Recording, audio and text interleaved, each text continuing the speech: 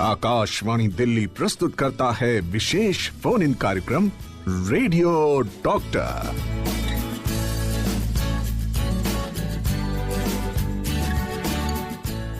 Radio doctor में आप सभी का हार्दिक स्वागत, अभिनंदन स्वीकार करिए शालिनी मित्तल का नमस्कार। आज का विषय है मेंटल हेल्थ ऑफ एल्डरली, बुजुर्गों में मानसिक स्वास्थ्य। और ये एक बहुत महत्वपूर्ण विषय है। जी हाँ, हम शारीरिक स्वास्थ्य की बात करते हैं और अक्सर हमारे कार्यक्रमों में हम बहुत सारी चीजें आप तक पहुंचाते हैं। कोशिश ये होती है कि जीवन के हर पहलू, स्वास्थ्य के हर पहलू की जानकारी आप तक हम पहुंचा सकें। और जब हम शारीरिक स्वास्थ्य की बात करते हैं तो हम बात करते हैं कौन सी बीमारियां हो सकती हैं और किस तरह से उनको पहचानें, सिम्टम्स को ढूंढें और फिर इलाज कराएं। पर क्या आप ये जानते हैं कि शारीरिक बीमारी के साथ साथ मानसिक बीमारी या मानसिक स्वास्थ्य भी उतना ही महत्वपूर्ण है। जी हाँ, बुजुर्गों में मानसिक स्वास्थ्य एक बहुत महत्वपूर्ण पहलू है, फिर भी शारीरिक स्वास्थ्य की तुलना में हम इस पर अक्सर कम ध्यान देते हैं। जैसे व्यक्तियों की उम्र बढ़ती है, उन्हें जैविक, मनोवैज्ञानिक और सामाजिक कारकों के संयोजन के कारण विभिन्न मानसिक स्वास्थ्य चुनौतियों का सामना करना पड़ सकता है। और बुजुर्गों में जो ये मानसिक समस्या या मानसिक स्वास्थ्य की जो प्रॉब्लम्स आती हैं या जो समस्याएं उत्पन्न हो सकती हैं, वो सारी जानकारी हम चाहते हैं कि आज आपको रेडियो डॉक्टर के माध्यम से मिले। हमारे साथ हमारी विशेषज्ञ, हमारी स्पेशलिस्ट आ चुके हैं स्टूडियो में। आपका उनसे तारुफ करा दें। डॉक्टर स्वाति केडिया गुप्ता हमारे साथ हैं। आप असिस्टेंट प्रोफेसर हैं क्लिनिकल साइकोलॉजी में, एम्स न्यू दिल्ली में। स्वागत है डॉक्टर स्वाति आपका आकाशवाणी के स्टूडियो में, एफएम के इस कार्यक्रम में। तो रेडियो डॉक्टर में जैसे मैंने कहा कि हम अक्सर बात हर पहलू की करना चाहते हैं, और स्वास्थ्य के जब हम हर पहलू की जब बात करते हैं तो मानसिक स्वास्थ्य कितना इम्पोर्टेंट है, क्योंकि कई बार हम शारीरिक पर ही रुक जाते हैं कि ये बीमारी है, वो बीमारी है, और ये भूल जाते हैं कि हो सकता है ये बीमारी की उपज जो है वो मानसिक लेवल पे हुई हो। तो कितना इम्पोर्टेंट है ये टॉपिक, ये बताएं। आपने बहुत अच्छी चीज बोली एक शालिनी जी, कि कई बार शारीरिक बीमारियां जो हैं वो मानसिक प्रॉब्लम्स की वजह की उपज से भी हो सकती हैं। सो हमारे देश में बहुत एक मान्यता है कि अरे बूढ़े लोगों में फिजिकल प्रॉब्लम्स या शारीरिक परेशानियां होंगी, बट मानसिक स्वास्थ्य की तरफ उतना ध्यान नहीं जाता है। बीमारी होती भी तो लगता है ठीक है, हो जाएगी ठीक, छोटी मोटी चीज है, बूढ़े हैं, इनको तो ये दिक्कतें होंगी। बट बहुत सारे ऐसे अभी अध्ययन हुए हैं जिनमें ये देखा गया है कि मानसिक बीमारियां बूढ़ों में उतनी ही कॉमन या कुछ बीमारियां जनरल पॉपुलेशन से भी ज्यादा बूढ़े लोगों में देखी गई हैं। अच्छा। तो बहुत जरूरी है, क्योंकि हमारा शरीर और हमारा मन आपस में जुड़े हुए होते हैं। तो मानसिक बीमारियों पे अगर ध्यान नहीं देंगे तो बहुत सारी चीजें मिस हो जाएंगी उनके स्वास्थ्य। सही बात आपने बोली, और ये भी बात बिल्कुल सही है कि कई बार जब हम मानसिक स्वास्थ्य या मेंटल हेल्थ की बात करते हैं तो हम अक्सर ये कहते हैं कि जो यंगस्टर्स हैं या वर्किंग जो लोग हैं या नई नई शादी हुई है और 20s 30s में है, 40s तक में है, इनको ज्यादा होगी, बिकॉज उनके पास इतने सारे काम है, उनके पास समय नहीं है सोचने का, भागदौड़ बहुत है जिंदगी में, उसके कारण स्ट्रेस है और स्ट्रेस के कारण उनका मेंटल हेल्थ खराब है। ये भी कहीं जुड़ता है। पर जैसे आपने कहा कि एल्डरलीज को भी होता है, तो हम जरूर इसके कारण भी जानना चाहेंगे और किस तरह से हम इससे डील करें, हमारे जो बुजुर्ग हैं वो कैसे इससे डील करें, ये भी हम चाहेंगे इस कार्यक्रम में हम बात करें।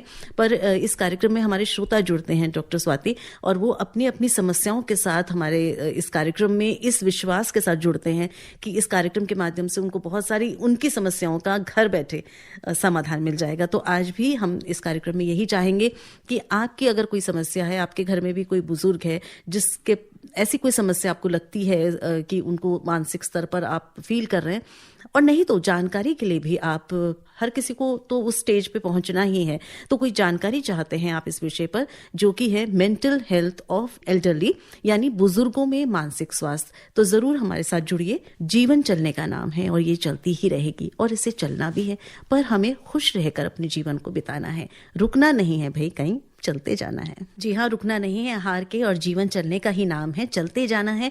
पर कितनी अच्छे से आप अपनी स्वास्थ्य की देखभाल करते हैं, mental and physical as well as social and other aspects also. बहुत ज़रूरी है कि हम पूरी तरह से स्वस्थ हों, जिससे कि हम जिंदगी को भरपूर जी पाएं। हमारे एक श्रोता हमारे साथ जुड़ गए हैं और आज हम बात कर रहे हैं मेंटल हेल्थ ऑफ एल्डरली पर, बुजुर्गों के मानसिक स्वास्थ्य पर। तो पहले इनसे बात करते हैं। जगदीप सिंह जी हमारे साथ हैं कॉल पर। हेलो, नमस्ते जगदीप जी, स्वागत है आपका। देखो 80 साल उम्र है मेरी सर। जी जी। मेरे घुटनों में दर्द 5-6 साल से हो रहा है।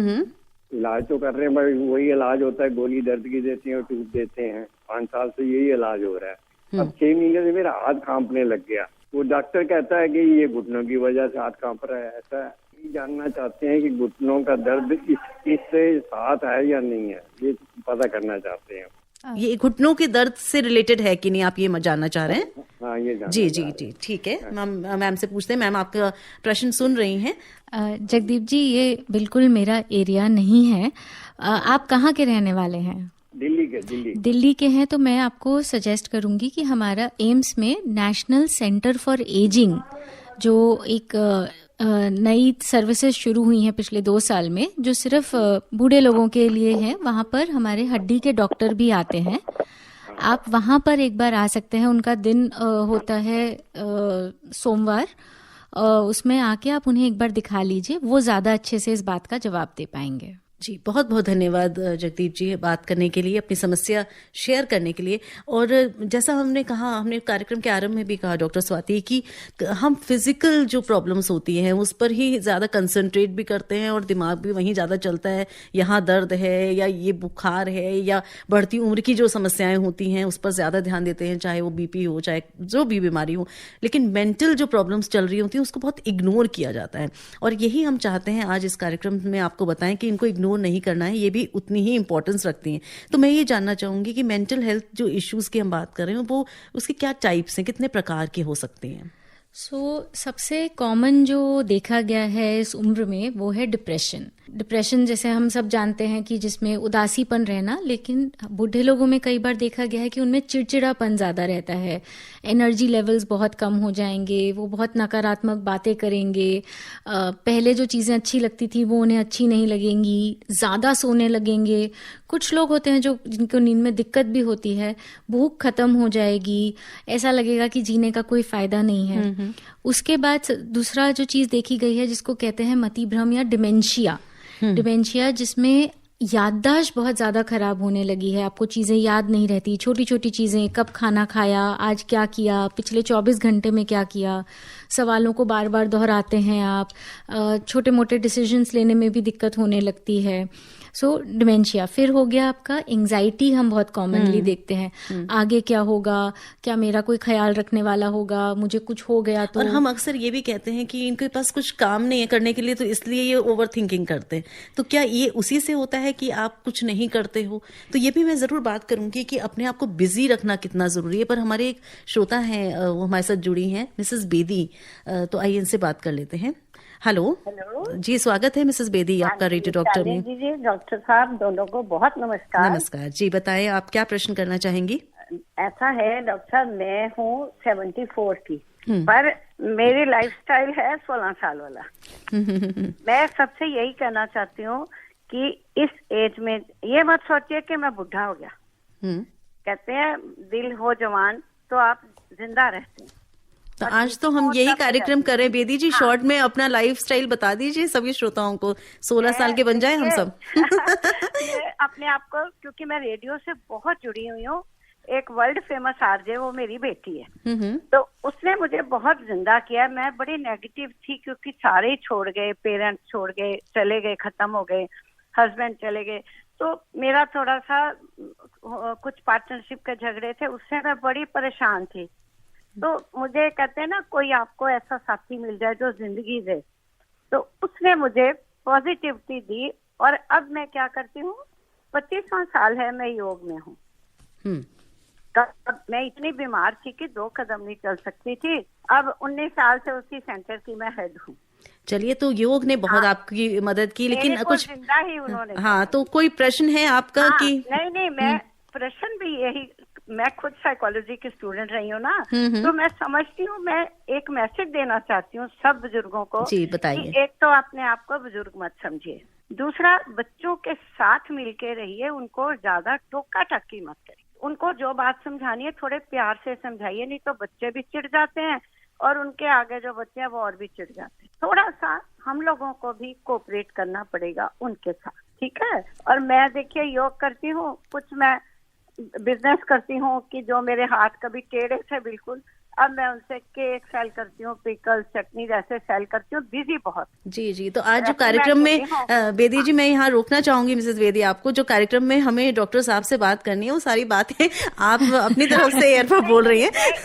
मेरा मैसेज तभी जी जी, आपका मैसेज बहुत इम्पोर्टेंट टॉपिक लिया है। बिल्कुल बिल्कुल, सबको दिल से समझना चाहिए जो ये कह रही हैं। बिल्कुल बिल्कुल, हमारी ये कोशिश है। असली बात मैं यही कहना चाहती हूँ कि आप उनकी बातों को ऐसे अंदर, जैसे कहते रोटी खा ली और पेट में चले जाएं वो बातें। बिल्कुल बिल्कुल बिल्कुल। और ये आपने बहुत अच्छा, थैंकफुल हूँ मैं आपकी कि आपने ये टॉपिक चुना। और हम आपके थैंकफुल हैं मिसेस बेदी। आप जैसे श्रोता हैं तो हमें बहुत सारी नई नई चीजें भी पता लगती हैं और हमें ये भी पता लगता है कि हमारा कार्यक्रम सुना जा रहा है, पसंद किया जा रहा है। आपका बताओ, मेरी क्लास का टाइम है पर आज मैं 5 मिनट चाहे लेट जाऊँ, आपसे बात किया जाना था। चलिए, धन्यवाद बहुत बहुत कॉल करने के लिए, थैंक यू। और एक और श्रोता वेट कर रहे हैं, उनकी कुछ समस्या है। हेलो राजेंद्र जी। जी शालिनी मैम और डॉक्टर साहिबा दोनों को नमस्कार। जी नमस्कार। अब सवाल मेरा ये है कि आप बुजुर्ग कहते किसको हैं, पहले मैं जानना चाहूंगा। 60 साल से ऊपर, 65 साल से ऊपर, 73, 80, 90 साल से ऊपर किसे आप बुजुर्ग मानेंगे? दूसरा सवाल मेरा ये है, कहते हैं कि चिंता ही चिता तैयार कर देती है, तो मानसिक रोग हो ही ना, इससे बचने के लिए हमें क्या करना चाहिए? डाइट, एक्सरसाइज या क्या एटमॉस्फेयर, सर्कमस्टेंसेस क्या पैदा करना? जी बिल्कुल, इसकी बात हम पूरे कार्यक्रम में करते रहेंगे, आप हमारे कार्यक्रम के साथ जुड़े रहिए प्लीज। तीसरा सवाल मेरा ये है, एंजाइटी, स्ट्रेस और डिप्रेशन और टेंशन में क्या फर्क है? प्लीज जरा इसको डिटेल विस्तार से समझाएं बड़ी में। और मुझे चौथा सवाल है, मेरे को स्लीप डिसऑर्डर की प्रॉब्लम है मैम, तो प्लीज इससे मैं कैसे दूर रहूं, प्लीज इसका उपाय बताएं। जी बड़ी जी, मेहरबानी। बहुत सारी बातें आप जानना चाहते हैं राजेंद्र जी, तो इसको हम धीरे धीरे करके कार्यक्रम के दौरान लेते रहेंगे, क्योंकि बहुत सारी चीजें हैं जो इसको इफेक्ट करती हैं मेंटल हेल्थ को, और डॉक्टर स्वाति आज हमें इस कार्यक्रम में यही बताने वाली हैं। तो सबसे जो आप इनकी पहला जो प्रश्न था, बुजुर्ग किसे कहते हैं, पहले तो इसे ही समझ लेते हैं। तो राजेंद्र जी नमस्ते, बहुत अच्छे सवाल पूछे आपने। तो इंडियन गवर्नमेंट की तरफ से जो डेफिनेशन है, तो बुजुर्ग वो है जो 60 से ऊपर है, जहाँ पे हम सीनियर सिटीजन कहते हैं। बट मानसिक रूप से अगर आप अपने आप को बुजुर्ग नहीं मानते हैं तो बुजुर्ग नहीं है। ऐसा नहीं है कि बस 60 के हो गए तो अब तो हम बुजुर्ग हो गए। बहुत सारे ऐसे लोग हैं, जैसे पहले हमारी जो श्रोता जुड़ी, उन्होंने कहा कि मैं अपने आप को बुजुर्ग मानती नहीं हूँ, मैं 16 साल जैसा महसूस करती हूँ। सो मजाक में बोले तो age is just a number, एक नंबर है, आप उसे कैसे लेते हैं।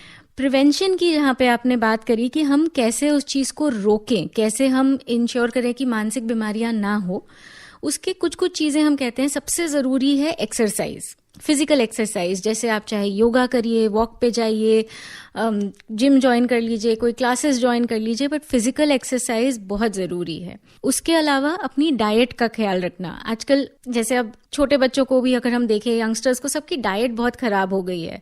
तो न्यूट्रिशियस खाना खाना, फ्रूट्स वगैरह का इंटेक, पानी का इंटेक अपना ठीक रहना, और किसी भी नशे वाली चीज से दूर रहना, जैसे निकोटीन हो गया, सिगरेट्स हो गई, टोबैको हो गया, अल्कोहल हो गया, उनका सेवन या तो बिल्कुल नहीं करना या कम से कम करना।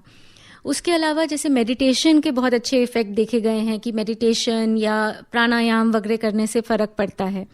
सपोर्ट सिस्टम्स, आपकी रिलेशनशिप्स, हम लोग सब काम में डूबे रहते हैं कि काम करना है, पैसे कमाने हैं, ये करना है, बट बहुत सारी स्टडीज हुई हैं जिन्होंने देखा है कि रिलेशनशिप्स सबसे इंपॉर्टेंट है आपके मेंटल वेलबींग के लिए। और वो भी ये नहीं कि 15 रिलेशनशिप, अगर 5 रिलेशनशिप भी है लेकिन वो बहुत अच्छी हैं, आपकी क्वालिटी ऑफ लाइफ को इम्प्रूव करती हैं, तो वो हमारे लिए बहुत जरूरी है। And lastly and most importantly, अपने ब्रेन को एक्टिव रखना। कोई नई चीज सीख ली, पजल्स वगैरह करते रहे, गेम्स खेले, अपने लोगों से बात करी, अपने काम को, रूटीन को फॉलो करते रहे, तो ब्रेन को एक्टिव रखना बहुत जरूरी है। और एक और जो प्रश्न उन्होंने पूछा, वो जो हम उससे पहले बात कर ही रहे थे, आपने अलग अलग जो types of mental health issues पे हम बात कर रहे थे, डिप्रेशन की बात आपने कर दी थी, एंजाइटी और स्ट्रेस, इन सब का डिफरेंस जो है वो हमारे और भी बहुत सारे श्रोता जानना चाहेंगे। राइट। सो टेंशन और स्ट्रेस तो ऑलमोस्ट सिमिलर चीज है, टेंशन है कि बस किसी एक पर्टिकुलर चीज के बारे में सोचना कि अरे कल एग्जाम है कैसे होगा, या कल मुझे कहीं जाना है तो कैसे जाऊंगी। स्ट्रेस है अगेन वेरी सिमिलर, जहाँ पे हम किसी चीज को लेके परेशान हो रहे हैं कि ये काम कैसे होगा, हो पाएगा या नहीं हो पाएगा, हमें दिक्कत हो रही है उसको प्लान करने में या मैनेज करने में। तो ये दोनों चीजें तो आपके general day to day life में सबके ही चलते हैं। जब हम एंजाइटी और डिप्रेशन की बात करते हैं तो हम एक मानसिक बीमारी की बात कर रहे हैं। एंजाइटी जिसमें एक ऐसा समय जहाँ पे लंबे समय तक बिना किसी बहुत ज्यादा वजह के आपको परेशानी चल रही है, आप रेस्टलेस फील कर रहे हैं, दिल की धड़कन बढ़ रही है, सांस लेने में दिक्कत होती है, या हर समय बहुत ही ज्यादा ऐसा महसूस होता है कि सर चकरा रहा है या ठीक नहीं लग रहा है, होना कि अच्छा नहीं लग रहा है अंदर से। और डिप्रेशन जैसे मैंने बताया, जहाँ पे आपका मन उदास या चिड़चिड़ा हो जाएगा, वहां पे उसके साथ साथ भी एंजाइटी हो सकती है। एंजाइटी और डिप्रेशन यूजुअली एल्डरली में हमने देखे हैं कि साथ साथ चलते हैं, बट डिप्रेशन का सबसे कॉमन फीचर रहेगा कि आपका मन परेशान रहेगा, चाहे वो चिड़चिड़ा रहे या वो दुखी रहे। एंजाइटी में फिजिकल सिम्टम्स ज्यादा आएंगे, पेट जल्दी खराब हो गया है या कॉन्स्टिपेशन हो रहा है, दिल की धड़कन बहुत बढ़ रही है, हाथ पैर में कंपन हो रहा है। तो ये एंजाइटी और डिप्रेशन ये अलग अलग कारणों से हो सकते हैं या सेम कारण से ही ये दोनों अलग अलग कैटेगरीज हो जाती है? सेम कारण से भी हो सकते हैं। किसको, जैसे मान लीजिए कोई लॉस हुआ आपके किसी के यहाँ, आपके किसी की डेथ हो गई, तो अब उसकी वजह से किसी को एंजाइटी भी हो सकती है कि मेरे साथ ऐसा हो गया तो क्या होगा, और वहीं डिप्रेशन भी हो सकता है कि अब मैं उस इंसान के बिना कैसे जीऊं। कभी कभी कुछ चीजों में, जैसे एल्डरली में हम लोग देखते हैं हेल्थ रिलेटेड एंजाइटी ज्यादा रहती है। ऐसा नहीं है कि उनको डिप्रेशन है, बट उनको बस ये एंजाइटी है कि मुझे कोई बड़ी बीमारी ना हो जाए, मैं दूसरों के ऊपर डिपेंडेंट ना हो जाऊं, या मेरा काम ठीक से चलता रहे वाला। डिप्रेशन ज्यादातर उन लोगों में देखा गया है जहां लोनलीनेस बहुत ज्यादा होगी, या पहले डिप्रेशन की हिस्ट्री रही है, या आपको अभी रिसेंटली कोई लॉस हुआ है, उन सब में डिप्रेशन ज्यादा देखा गया है। तो मतलब जैसे कुछ अननोन का फियर जो होता है उसको एंजाइटी समझे, है ना। और अगर आपको एक्चुअल कोई ऐसी फीलिंग हो रही है very low, very dull, then it is something depression के जैसा। कार्यक्रम को में जो भी हम लेकर आ रहे हैं उसको समझना है, क्योंकि ये आपकी हेल्थ के लिए बहुत जरूरी है। सुनते रहिए रेडियो डॉक्टर, मैं हूं आपके साथ आपकी दोस्त शालिनी मित्तल। आप सुन रहे हैं विशेष फोन इन कार्यक्रम रेडियो डॉक्टर। वेलकम बैक, आप हैं रेडियो डॉक्टर में। आज बात हो रही है बुजुर्गों में मानसिक स्वास्थ्य, और हमारे साथ हमारी expert doctor Swati Kedia Gupta, assistant professor clinical psychology, AIIMS new Delhi से। और ब्रेक पे जाने से पहले हमने कुछ बात की, हमारे कॉलर्स भी हमारे साथ जुड़े, पर एक मैसेज लेना चाहूंगी। यहाँ पर परिधि लिख रही हैं दिल्ली से, thank you for bringing great topics for us Shalini ma'am.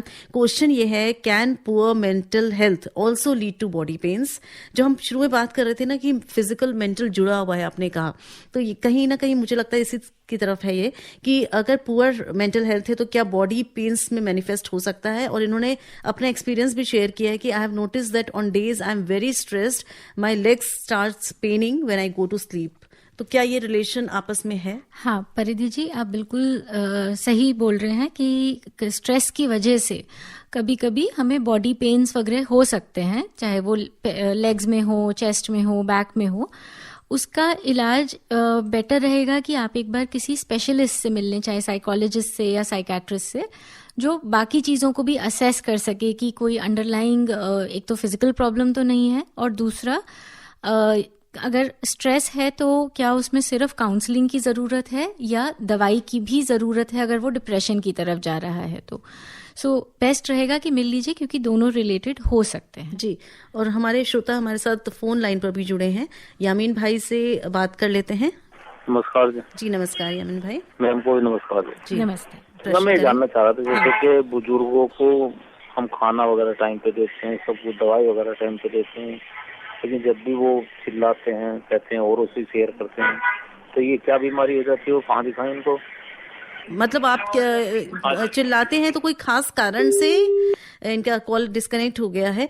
पर मैं भी ये जानना चाहूंगी, मुझे जहां तक समझ में आता है यामीन भाई ये कहना चाहते हैं कि हम उनकी केयर तो कर रहे हैं पर वो फिर भी उनको कहीं ना कहीं वो सेटिस्फाइड नहीं है या हाइपर हो जाते हैं, क्या ऐसा होता है? हाँ जी, वो हो सकता है कि वो सेटिस्फाइड ना हो, हाइपर हो जाएं।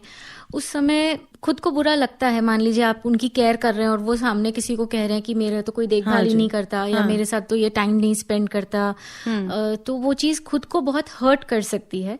बट अगर हम उस समय अपने आप को हटाकर उन्हें देख पाएं कि चलो वो परेशान है, तो ऐसा नहीं है कि वो हमें जानबूझ के हर्ट करना चाहते हैं या मैनिपुलेट कर रहे हैं। सो थोड़ा सा पेशेंस रख के उनके साथ डील करें, या तो उस सिचुएशन से हट जाएं या उन्हें प्यार से थोड़ा समझा लें। और आपको अगर बहुत उस चीज़ का स्ट्रेस हो रहा है तो आप जाके अपने किसी फ्रेंड से या अपनी किसी और फैमिली मेंबर से उस बारे में बात कर लें। बट उस समय अगर आप उनके ऊपर वापस चिल्लाएंगे तो सिचुएशंस खराब ही होंगी। जी जी। और ऐसा ही एक और मैसेज आया, पर पहले हम एक कॉल ले लेते हैं। हेलो हेलो जी, आप रेडियो डॉक्टर में हैं जितेंद्र जी? जी बताएं। जितेंद्र जयपुर से। हाँ जी जितेंद्र जी, अपना प्रश्न करें। जैसे हमारा प्रश्न मेरी तो उम्र 52-53 साल है, लेकिन जैसे नींद की हमारी कमी है और मन चंचल टाइप का रहता है, ये भी कर ले वो भी कर ले, रेनबो भी सुन ले, एफएम गोल्ड भी सुन ले, ऐसे तो करके करिए ना। हाँ तो कितना दे, सभी पे अच्छा आता रहता है, सब पे अच्छा आता रहता है। हाँ तो आपको अच्छा लगता है ना सुन के?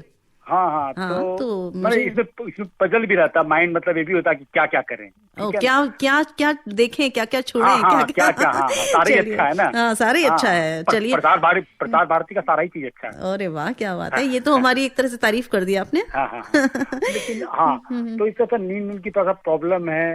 हालांकि मैं एक्सरसाइज करता हूँ, कुछ मतलब ऑफिशियली कुछ ऐसे भी थोड़ा सा हल्का सा मन प्रॉब्लम रहता है जैसे। तो कैसे ठीक रखूं अपने आप को? जैसे ये जी, मैं जयपुर में रहता हूँ, मैं पहले कलकत्ता रहता था, तो दोस्त लोग थे, तो यहाँ दोस्त लोग नहीं है। मैडम आपसे कुछ पूछना चाहेंगी तो आप लाइन पे रहिए। हाँ जी। नींद में क्या दिक्कत आती है जितेंद्र जी? मतलब जैसे 3-4 घंटे के बाद फिर नींद खुल जाती है। तो फिर 1-2 घंटा काम करते फिर सोते हैं। और दोपहर में भी सोने की इच्छा करती है, लेकिन ऑफिस में रहते हैं तो इसलिए ठीक से नहीं, मतलब नींद का ज्यादातर प्रॉब्लम है। तो 3-4 घंटे बाद जब नींद खुल जाती है तो उसके बाद कितनी देर बाद नींद आती है? करीब 1.5-2 घंटे बाद। और उस 1.5-2 घंटे में आप क्या करते हैं? कुछ घर का काम कर लेते हैं, फिर न्यूज़पेपर पढ़ते हैं। अच्छा, ठीक है। अच्छा, और दूसरा चीज है कि जैसे कहीं घूमने की प्लानिंग हो रहा है तो चित्तौड़गढ़ जाएं कि मथुरा जाएं, सब 5-5, तो इसी कंफ्यूजन में कहीं नहीं जा पाते। राइट। तो ये तो हम कहते रहे, वो जब बहुत सारी चॉइसेस होती हैं तो हम सब कंफ्यूज हो जाते हैं कि क्या करें कि क्या नहीं करें। बट एक देखिए, 2 चीजें जहाँ पे आप कह रहे हैं कि क्या करें क्या नहीं करें चंचल, ये चीजें हो सकती हैं। उसमें बेस्ट ये है कि एक लिस्ट बना लीजिए। जैसे मैं हमेशा करती हूँ, एक लिस्ट बना लेती हूँ क्या क्या करना है, उसमें से सबसे ज़रूरी क्या है या सबसे अच्छा क्या है या सबसे इम्पोर्टेंट क्या है या कौन सी चीज़ ज़्यादा इजीली हो सकती है। जैसे आपने कहा 2 जगहों के नाम लिए आपने कहा, तो जहाँ पे ज़्यादा इजीली जा सकते हैं वहाँ पे पहले हो आइए, अगले बारी के लिए लिख लीजिए। सो उस तरह से एक लिस्ट बना लीजिए। वही अगर आपको प्रोग्राम सुनने हैं तो उनकी लिस्ट बना ली कि अच्छा आज ये वाला सुन लूंगा, कल ये वाला सुन लूंगा, ताकि हर चीज़ को बैलेंस कर पाए। रेडियो डॉक्टर रोज सुनना है लेकिन जितेंद्र जी। क्योंकि चीज़ों को बैलेंस नहीं कर पाएंगे तो हमेशा कंफ्यूज रहेंगे, दिमाग में चलता रहेगा अरे ये छूट गया, वो कर लिया, लेकिन वो वाली चीज़ तो नहीं हुई। उन सब से भी नींद की दिक्कत हो सकती है। दूसरा, जैसे आपने कहा कि थोड़ा सा मन में परेशानी वगैरह चल रही है, तो अगर जो दोस्त यहाँ नहीं है तो क्या ऐसे कोई फैमिली मेंबर्स या दोस्त ऐसे हैं जिनसे आप थोड़ा रेगुलरली कम से कम फोन पे बात कर सकते हैं? सो वो चीज, और एक यहाँ पे नहीं है लेकिन दूसरे जगह है। अच्छा, नहीं जैसे फोन पे बात कर लिया, थोड़ा कर सकते हैं ना, थोड़ा एक्सरसाइज वगैरह सुबह करते हैं? नहीं, शाम को करते हैं, 6-6:30 बजे शाम। उसको कोशिश करिए सुबह कर लीजिए या शाम को थोड़ा और जल्दी कर लीजिए।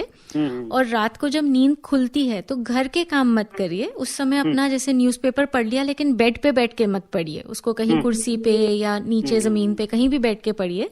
और फिर नींद आने लगे तो वापस सोने चले जाइए। या फिर जैसे योग निद्रा होती है या रिलैक्सेशन एक्सरसाइजेस वगैरह तो आजकल बहुत मिल जाती हैं, वो सब सुन लीजिए। और लाइट वगैरह बंद रखिए। बहुत ज्यादा घर के काम करने लगेंगे तो दिमाग फिर से एक्टिव हो जाएगा। सो दिमाग को रिलैक्स रखना है। फोन का ये नहीं कि फोन को देखते रहे या टीवी को देखते रहे, लेकिन कुछ रिलैक्सिंग सुन लिया या सिर्फ पढ़ लिया बैठ के। धन्यवाद प्रश्न करने के लिए। हम आगे बढ़ते हैं कार्यक्रम में। बहुत सारे मैसेज भी हमारे पास आ चुके हैं। धन्यवाद जितेंद्र जी। ये मैसेज हमें लिखकर भेजा है नरदेव सिंह चौहान ने, कोटद्वार उत्तराखंड से। शाली ma'am and doctor Swati ma'am को नमस्कार। मैम, डॉक्टर साहिबा से एक मानसिक रोगी के केयर टेकर जैसे उनके पुत्र या पति या बहू को क्या एडवाइस आप देना चाहेंगी? ये चाहते हैं कि आप उनको एडवाइस दें, क्योंकि इन्होंने देखा है कि कई बार ऐसा होता है कि वो प्रॉपर ट्रीटमेंट जो हमारे बुजुर्ग चाहते हैं वो उनको नहीं मिल पाता है अपने बहू से, चाहे बेटे से, चाहे पति से, व्हाटएवर दे एक्सपेक्ट। तो उससे स्थितियां और बद से बदतर होती जाती हैं। तो आपका केयर टेकर्स के लिए क्या एडवाइस रहेगा? बहुत अच्छा सवाल है, क्योंकि कई बार हम मरीजों को देखते देखते उन लोगों को भूल जाते हैं जो मरीजों की देखभाल कर रहे हैं।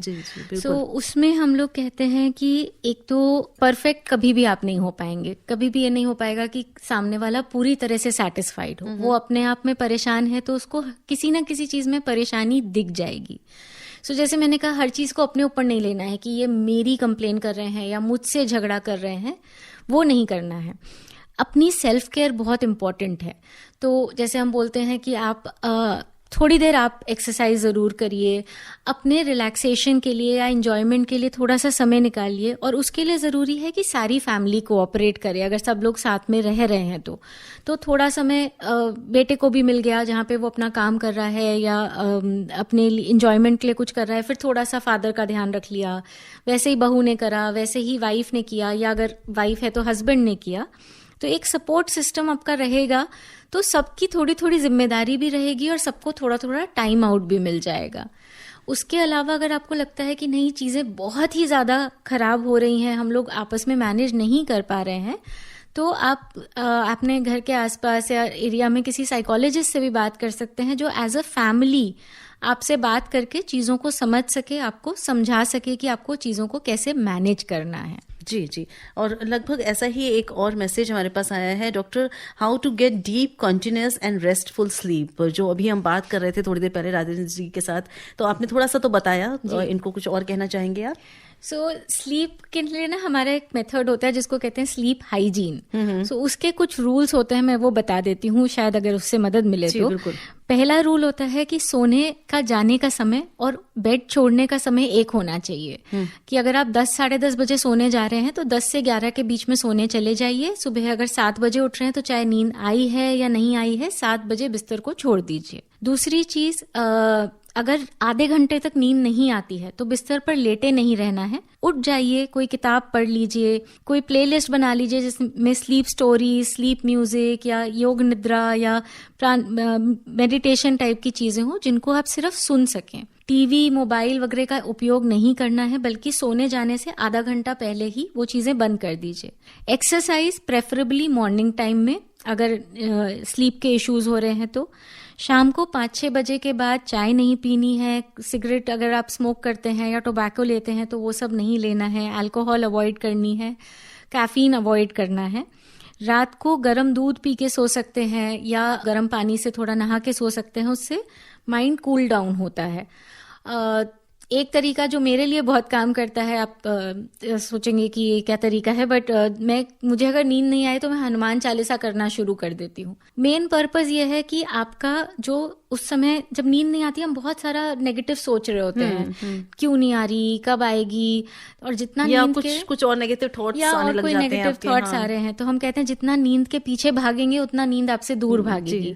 तो आप चाहे कोई मंत्र पढ़ लीजिए या बैकवर्ड काउंटिंग कर लीजिए, तो उन सब से क्या होता है, उन नेगेटिव थॉट से आपका माइंड डिस्ट्रैक्ट होता है, तो अगेन माइंड रिलैक्स होगा, नींद आने लगेगी। सो ये कुछ तरीके हम बताते हैं स्लीप से। हमारे साथ हमारे रेगुलर जो श्रोता हैं चट्टा जी, वो भी कॉल पे आ गए हैं, तो इनसे पूछ लेते हैं। हेलो नमस्ते मैडम जी। नमस्ते नमस्ते।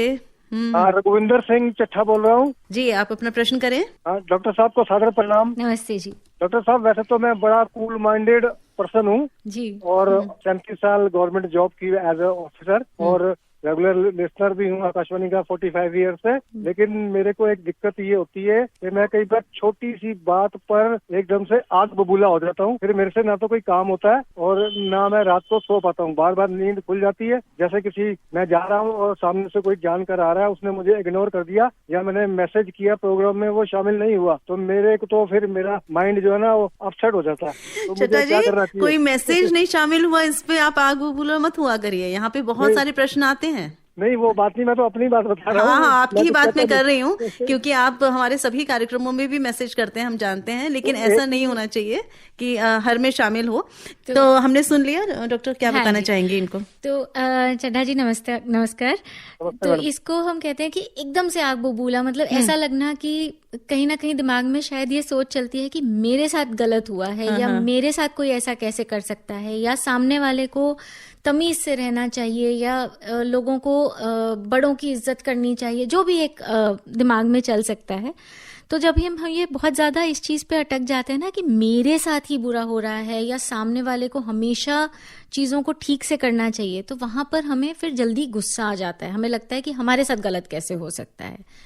उसके लिए जो एक सिंपल हम लोग टेक्निक कहते हैं, टाइम आउट। आप जब गुस्सा आ रहा है, एक तो उस परिस्थिति से बाहर आ जाइए, थोड़ा सा डीप ब्रीदिंग करा। अगर फिर भी बहुत गुस्सा आ रहा है तो हम कहते हैं अपनी मुट्ठी को कस के बंद कर लीजिए, जैसे सारा गुस्सा उसमें भर दिया है, और उसको धीरे धीरे सांस को छोड़ते हुए मुट्ठी को छोड़िए। ऐसे करके 5 मिनट तक थोड़ा ब्रीदिंग एक्सरसाइज करेंगे, उस सिचुएशन से हटेंगे, और फिर सोचना है कि क्या मेरा गुस्सा जायज है, क्या सामने वाले ने अगर मुझे इग्नोर किया या मैसेज शामिल नहीं हुआ तो क्या उसका कोई और कारण भी हो सकता है। सो इस तरह से जब अपने आप को पॉजिटिवली समझाएंगे या अपनी सोच को क्वेश्चन खुद करेंगे कि मैं ऐसा किस वजह से सोच रहा हूँ, क्या मेरा सोचना सही है, क्या इसको देखने का और कोई तरीका है, या मैं किसी बच्चे को अगर वो इस परिस्थिति में होता तो उसको क्या समझाता कि तुम्हें क्या सोचना चाहिए या क्या करना चाहिए, उससे आपको थोड़ा सा आराम मिलेगा। बट सबसे जरूरी है आपको एकदम से जो गुस्सा आया है उसको शांत करना। उसके लिए बेस्ट होता है थोड़ा ठंडा पानी पी लीजिए, मुंह पे ठंडे पानी से थोड़ा छींटा दे दीजिए, और ब्रीदिंग एक्सरसाइज, क्योंकि आप ब्रीथ करेंगे तो आपका in general body temperature, mind सब काम डाउन होगा। जी, थैंक यू मैडम, जय हिंद। जी, thank you so much call करने के लिए। और ये जो आपने प्रश्न पूछा है, मुझे लगता है बहुत सारे श्रोताओं के मन में भी हो सकता है, तो उनको भी जवाब मिल गया। आप सुन रहे हैं कार्यक्रम रेडियो डॉक्टर, और आज हम बात कर रहे हैं बुजुर्गों में मानसिक स्वास्थ्य, इसकी आवश्यकता, इसकी जरूरत, इसको कैसे पहचाने और कितना इम्पोर्टेंट होता है मेंटली हेल्दी रहना। सुखपाल जी हमारे साथ कॉल पर हैं, इनसे बात कर लेते हैं। हेलो। नमस्ते मैम। जी नमस्ते सुखपाल जी। डॉक्टर साहिबा को नमस्ते जी। आप क्या प्रश्न करना चाहेंगे?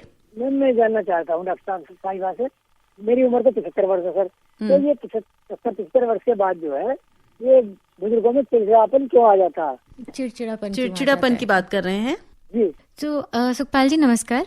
चिड़चिड़ापन बेसिकली इसलिए आ जाता है क्योंकि शायद उस इंसान को, उस बुजुर्ग को लगता है कि उसने जिंदगी में या तो बहुत कुछ करा लेकिन उसको उसका फल नहीं मिला, या जिंदगी में वो ठीक से अपने जो चाहता था वो नहीं कर पाया दूसरों की वजह से, या कई लोग जो दूसरों के ऊपर निर्भर हो जाते हैं चाहे फाइनेंशियली या फिजिकली, उस चीज में भी चिड़चिड़ापन आ सकता है।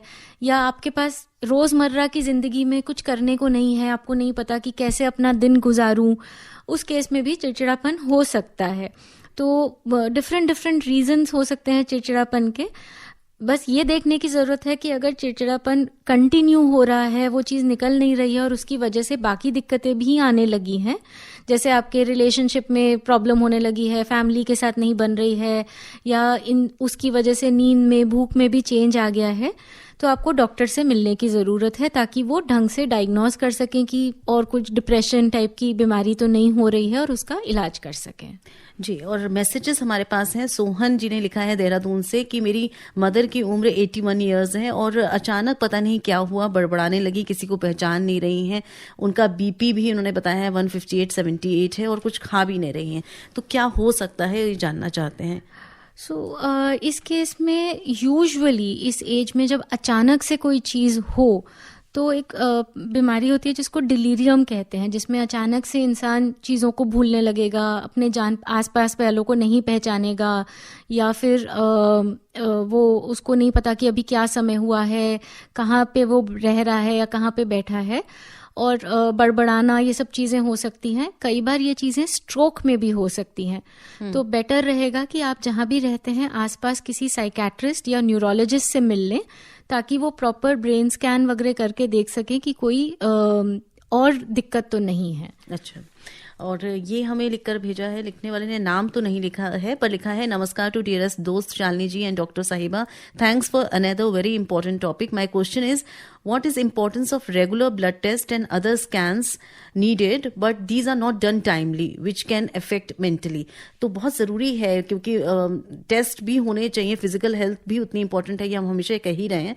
तो इन्होंने ये लिखा है कि कभी कभी विटामिन डी या B12 या अदर इलेक्ट्रोलाइट्स की कमी से भी मेंटल हेल्थ बिगड़ सकती है, तो कितना रेगुलरली करना चाहिए, हाउ फ्रिक्वेंटली? बिल्कुल सही कह रहे हैं। मेंटल हेल्थ डायरेक्टली तो इनकी वजह से नहीं बिगड़ेगी, बट हाँ ये फिजिकल हेल्थ इश्यूज कॉज कर सकते हैं जिसकी वजह से मेंटल हेल्थ में फर्क पड़ सकता है। सो बेटर रहता है कि कम से कम एक ईयरली अपना जांच करवा लीजिए, जिसमें बेसिक जो आपके ब्लड टेस्ट हैं या अल्ट्रासाउंड है, एक्सरेज हैं, ये एक बेसिक करवा लें तो बहुत अच्छा रहेगा।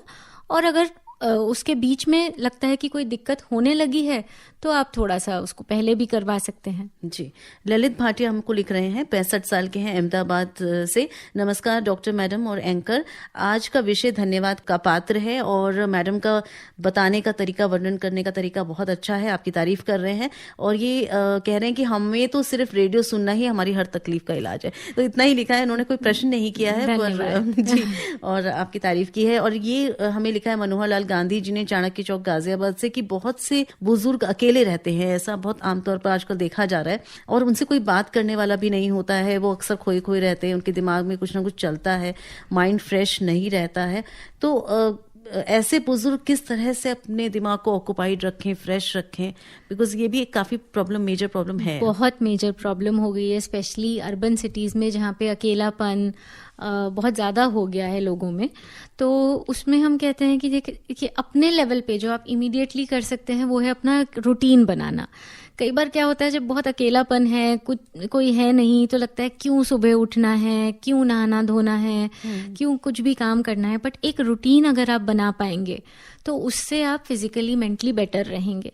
दूसरा, आसपास अगर आपका कोई कम्युनिटी सेंटर है, कोई एनजीओ है जहाँ पे आप जा सकते हैं, या मंदिर, अगर आप स्पिरिचुअल हैं तो मंदिर में चले गए या गुरुद्वारे में चले गए जहाँ पे लोगों की थोड़ी हेल्प करवा दी या कर दी, वो उसमें मदद मिल सकती है। कई एनजीओज होते हैं जो ओल्ड एज के लिए स्पेशली काम करते हैं, तो आप वहाँ पे जा सकते हैं।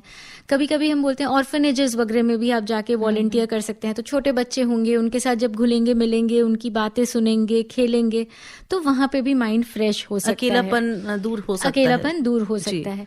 या अगर आपको लगता है कि आप कोई इस उम्र में कोई क्लासेस ज्वाइन कर सकते हैं, या कोई चीज़ जो आपने सोची थी कि मैं करूँगा लेकिन जिम्मेदारियों की वजह से नहीं कर पाए, तो इस तरह का कोई नई चीज़ भी आप सीख सकते हैं। अगर पढ़े लिखे हैं तो थोड़ा बच्चों को चाहे फ्री में ट्यूशन पढ़ा दिया, गरीब बच्चों को। सो जितना एक्टिव अपने आप को रख पाएंगे, खुद को थोड़ा पुश जरूर करना पड़ेगा, बट एक्टिव रखेंगे तो अच्छा रहेगा। योगा क्लासेस ज्वाइन कर लीजिए ताकि वहां पे और 4 लोग मिल जाएं आपको, उससे मदद मिल सकती है। और ये हमें लिखकर भेजा है मोहम्मद इब्राहिम जी ने कि कई बार ये देखने में आता है कि कुछ एल्डरली जो होते हैं वो एज के साथ ओवर स्वीट हो जाते हैं या कुछ इरिटेबल हो जाते हैं। तो इसका कुछ खास कारण होता है, क्यों हो जाता है ऐसा? देखिए, वो तो सबका एक तो अपना नेचर भी है कि इंसान इन जनरल कैसा है, फिर उसके सर्कमस्टांसेस कैसे रहे हैं। एक थ्योरी है जो कहती है कि अगर बुढ़ापे में आके आपको लगा कि आपने अपनी जिंदगी अभी तक अच्छे से जी ली है, जो चाहते थे वो काम कर लिए, बच्चे बड़े हो गए हैं, ठीक से सेटल हो गए हैं, तो आप खुद में बड़ा कंटेंट फील करेंगे कि हाँ मैंने कर लिया, और आपको पता है कि फ्यूचर को लेके बहुत चिंता नहीं है। लेकिन अगर ये सब चीज़ें नहीं हुई हैं, आप जनरली परेशान रहे हैं लाइफ में, या फिजिकल प्रॉब्लम्स बहुत ज़्यादा हो रही हैं, या फैमिली मेंबर्स किसी भी चीज़ में कोऑपरेट नहीं कर रहे हैं, तो उसमें चिड़चिड़ापन भी हो सकता है। तो ये तो सबकी अपनी सर्कमस्टांसेस पे डिपेंड करता है। बिल्कुल। और ये एक जो मैसेज है, इससे ही हम कार्यक्रम को यहाँ पर मैसेजेस का सिलसिला खत्म करेंगे। गोविंद बंसोड़े जी लिख रहे हैं लातूर महाराष्ट्र से, नमस्कार। और बहुत अच्छी बात इन्होंने लिखी है कि बूंद बूंद से ही सागर बनता है। ये बात रेडियो डॉक्टर में डॉक्टर राहुल खरे साहब ने कही थी और इसी बात को हम रोज सुबह व्यायाम करते समय दोहराते हैं, जिससे हमारा हौसला और बढ़ जाता है। तो कहीं ना कहीं रेडियो डॉक्टर इनकी जिंदगी में इनको मदद कर रहा है। रेडियो डॉक्टर के कारण हमारे स्वास्थ्य में सुधार हो रहा है, बहुत बड़ा सुधार हुआ है। और हम रेडियो डॉक्टर कार्यक्रम की प्रस्तुतकर्ता को और डॉक्टर साहब को धन्यवाद देना चाहेंगे, नमस्कार कहना चाहेंगे। तो हमारी तरफ से भी गोविंद जी बहुत बहुत धन्यवाद कि आप इस कार्यक्रम से जुड़ते हैं और साथ ही साथ आपने इतने अच्छे शब्द हमारे कार्यक्रम के बारे में कहे। और अब इस कार्यक्रम को खत्म करें क्योंकि ये बहुत इंपॉर्टेंट विषय है। मैं जरूर चाहूंगी कि कार्यक्रम को समाप्त करें उससे पहले कुछ ऐसी इंपॉर्टेंट बात आप चाहें हमारे उन श्रोताओं के लिए भी जो देर से जुड़े, कहीं ना कहीं आपकी बातों को पूरा नहीं सुन पाए। तो जो आज का हमारा विषय है मेंटल हेल्थ ऑफ एल्डरली, तो इसमें हम क्या इंपॉर्टेंट चीजें हैं जो आप कहना चाहेंगी? 2-3 चीजें कहूंगी शालिनी जी कि एक तो हर बूढ़ा इंसान बीमार ही होगा वो जरूरी नहीं है। कुछ ऐसे भी बूढ़े लोग हैं जो एक्चुअली बहुत हेल्दी हैं। अब उसके लिए जो जरूरी है वो है एक तो शुरू से अपना ख्याल रखना। जितना जल्दी आप शुरू कर पाएंगे उतना आपकी एजिंग बेटर होगी। तो अपने लाइफस्टाइल का ध्यान रखना, खाने पीने का, एक्सरसाइज का, अपने आप को मेंटली इंगेज रखना, बीमारियों से बचने की कोशिश करना, या अगर बीमारियां हो गई हैं तो उनका जल्दी इलाज करवा लेना। ये चीज़ बहुत ज़रूरी है। दूसरा ये है कि जिस तरह से शारीरिक परेशानियां किसी को भी हो सकती हैं, उस तरह से मानसिक परेशानियां भी किसी को भी हो सकती हैं। लेकिन अगर सही समय पे हम उनका इलाज करवा लें, जैसे डिप्रेशन है, एंजाइटी है, इन सब के लिए दवाइयां भी उपलब्ध हैं बहुत अच्छी, और साथ में काउंसलिंग भी होती है। अगर हम समय से इलाज करा लें तो जो बचे हुए दिन हैं, जो बाकी जिंदगी है, वो बहुत अच्छे से निकल सकती है।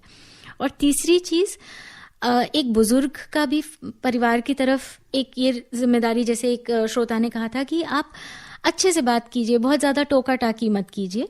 तो उनका भी एक फर्ज है और साथ ही साथ परिवार का भी एक फर्ज है कि वो अपने बूढ़े माँ बाप का ध्यान रखें या हस्बैंड वाइफ एक दूसरे का ध्यान रखें, क्योंकि अल्टीमेटली तो रिश्ते ही हैं जो हमें इंसान बनाते हैं। जी बिल्कुल, बहुत अच्छी बात, रिश्ते ही हैं जो हमें इंसान बनाते हैं। और बिल्कुल आपको हमारा कार्यक्रम कैसा लगता है, जैसा गोविंद जी ने लिखा, आप भी अगर कुछ लिखना चाहते हैं, हमारे कार्यक्रमों के बारे में हमें बताना चाहते हैं, कुछ अच्छा नहीं लगता है उसमें आप कुछ बदलाव चाहते हैं, तो बिल्कुल हमें लिख सकते हैं healthairdelhi@gmail.com पर। और आज का कार्यक्रम आपको कैसा लगा ये भी आप बता सकते हैं। तो हम धन्यवाद देना चाहेंगे डॉक्टर स्वाति केटिया गुप्ता को कि आप यहाँ आई, इस विषय पर इतनी जानकारी आपने श्रोताओं को दी, उनकी समस्याओं का समाधान किया। आप असिस्टेंट प्रोफेसर हैं क्लिनिकल साइकोलॉजी में एम्स न्यू दिल्ली में। तो डॉक्टर साहब यहाँ आने के लिए, समय निकालने के लिए बहुत बहुत धन्यवाद। धन्यवाद। और स्वीकार करिए अपनी दोस्त शालिनी मित्तल का भी नमस्कार। अभी आप आकाशवाणी दिल्ली से विशेष फोन इन कार्यक्रम रेडियो डॉक्टर सुन रहे थे। कार्यक्रम की प्रस्तुतकर्ता थी शालिनी मित्तल।